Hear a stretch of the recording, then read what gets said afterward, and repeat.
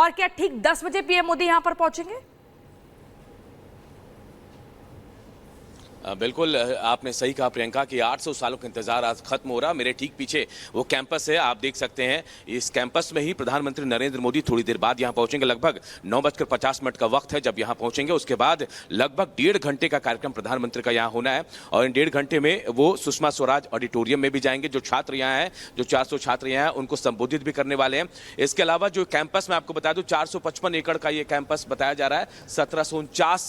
1749 करोड़ की लागत और 17 देशों का सहयोग है और खास तौर पर इस कार्यक्रम को बेहतर बनाने के लिए 17 राज्यों के जो राजदूत हैं वो भी यहां मौजूद रहेंगे। ये बड़ी सौगात, क्योंकि कहा जाता है कि नालंदा विश्वविद्यालय पूरे विश्व का पहला ऐसा विश्वविद्यालय था जहां हॉस्टल की सुविधा थी, यानी आवासीय और सुविधा थी। अभी भी इसमें हॉस्टल की सुविधा बनाई गई, 550 छात्र एक साथ रह सकते हैं। और सबसे बड़ा जो लाइब्रेरी था विश्व में एक समय यहीं का हुआ करता था। 9 मंजिला इमारत हुआ करती थी और कहा जाता 3 लाख किताबें उस वक्त थी। अभी भी नई लाइब्रेरी का काम चल रहा है यहाँ पर और 3 लाख किताबों को रखा जाएगा, ऐसा कहा जा रहा है।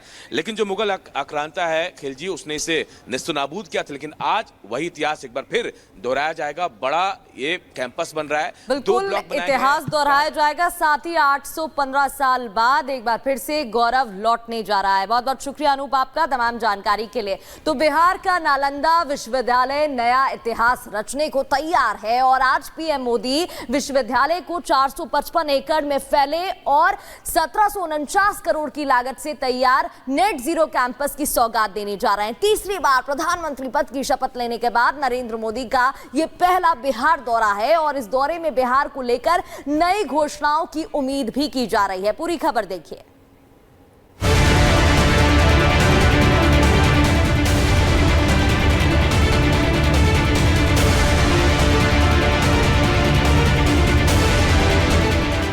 प्राचीन ज्ञानस्थली नालंदा एक बार फिर सुर्खियों में है। नालंदा विश्वविद्यालय एक नया इतिहास लिखने को तैयार है। प्राचीन नालंदा विश्वविद्यालय की तस्वीरों से तो दुनिया वाकिफ है। अब एक नए रंग रूप में नालंदा विश्वविद्यालय की ये तस्वीरें दुनिया के सामने होंगी। आज पीएम मोदी नालंदा विश्वविद्यालय के नवनिर्मित कैंपस का उद्घाटन करेंगे। लगातार तीसरी बार प्रधानमंत्री पद की शपथ लेने के बाद तीसरे कार्यकाल में पीएम मोदी आज पहली बार बिहार में होंगे। बिहार में सुबह सुबह पीएम मोदी पहले प्राचीन नालंदा यूनिवर्सिटी के भग्नावशेषों को निहारेंगे और फिर नए नालंदा यूनिवर्सिटी के कैंपस को राष्ट्र को समर्पित करेंगे।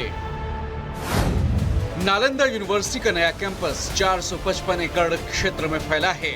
1749 करोड़ की लागत से इसे तैयार किया गया है। 17 देशों के राजदूत इस मौके पर मौजूद रहेंगे। पीएम मोदी नए कैंपस में पौधारोपण भी करेंगे। इस कार्यक्रम के दौरान अध्ययन कर रहे कई देशों के छात्र छात्राएं भी मौजूद रहेंगे। 17 देशों के राजदूत भी शामिल होंगे। नए कैंपस के उद्घाटन के बाद पीएम मोदी जनसभा को संबोधित करेंगे। ज्ञान और तप की भूमि नालंदा का इतिहास में खास स्थान रहा है। नालंदा विश्वविद्यालय प्राचीन भारत में उच्च शिक्षा का सर्वाधिक महत्वपूर्ण और विख्यात केंद्र था। 450 ईस्वी में नालंदा विश्वविद्यालय की स्थापना की गई। सम्राट कुमार गुप्त प्रथम ने इसकी स्थापना की। एक समय विश्व का ये सबसे बड़ा विश्वविद्यालय था। स्थापत्य कला का ये एक अद्भुत नमूना है। सन 1193 में बख्तियार खिलजी के आक्रमण के बाद इसे नेस्त नाबूद कर दिया गया। आक्रमण के दौरान यहाँ आग लगाई गई। कई हफ्तों तक इस विश्वविद्यालय में लगी आग बुझाई नहीं जा सकी, क्योंकि इस विश्वविद्यालय की लाइब्रेरी में इतनी किताबें मौजूद थी जो कई हफ्तों तक जलती रहीं। पीएम मोदी के साथ साथ बिहार से नीतीश कुमार, विदेश मंत्री एस जयशंकर, बिहार के राज्यपाल, 17 देशों के राजदूत के अलावा नालंदा विश्वविद्यालय के छात्र छात्राएं इस खास मौके पर मौजूद रहेंगे।